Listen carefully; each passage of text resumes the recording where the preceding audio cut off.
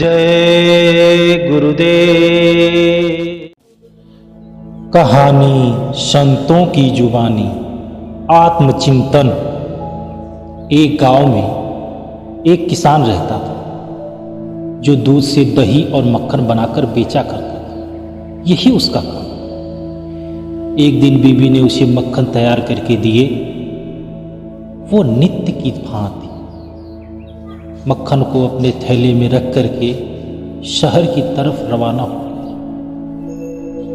वो मक्खन गोल पेड़े की जैसे शकल में बने हुए थे और हर पेड़े का वजन 1 किलोग्राम था। शहर में किसान ने उस मक्खन को हमेशा की तरह दुकानदार को बेच दिया और उसी दुकानदार से चाय पत्ती, चीनी, तेल, साबुन वगैरह सब सामान खरीदा और वापस अपने गांव के लिए रवाना हुआ। किसान के जाने के बाद दुकानदार नित्य की भांति मक्खन को फ्रीजर में रखने के लिए आगे बढ़ा।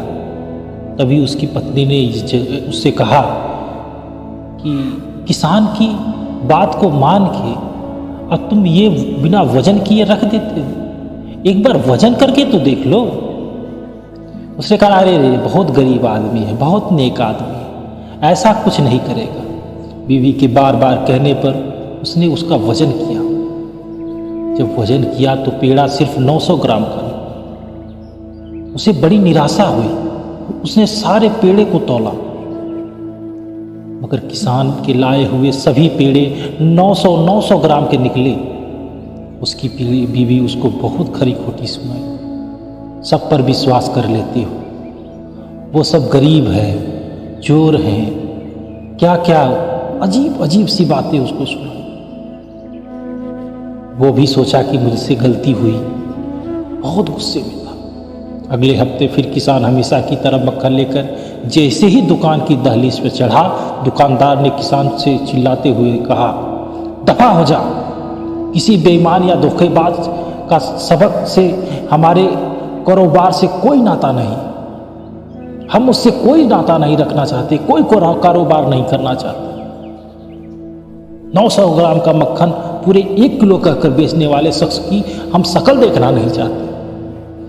किसान ने बड़ी ही विनम्रता से दुकानदार से कहा, मेरे भाई मुझसे बदजुबानी न करो, हम गरीब लोग हैं, हमारी हालत इतनी खराब है कि हमारे पास नाप तोल की चीजें नहीं हैं, हम बाट कहाँ से लाएं? आपके यहाँ से जो हम खरीद के 1 किलो चीनी ले जाते हैं उसी को तराजू के एक पल्ले में रख देते हैं, दूसरे पल्ले में उतना ही वजन का मक्खन रख के तौलते हैं और उसी को लाकर आपको बेचते हैं।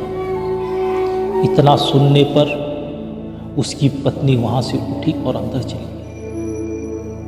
दुकानदार का मुंह खुले का खुला रहा। संत महात्मा हमेशा कहते हैं कि अपने अंदर झांकना मुश्किल काम है, दूसरों में कमियां निकालना आसान है। पहले खुद सुधरो, फिर दूसरों के बारे में कहो। सभी से हाथ जोड़ के निवेदन है, अपनी कमी को खुद पहचानो।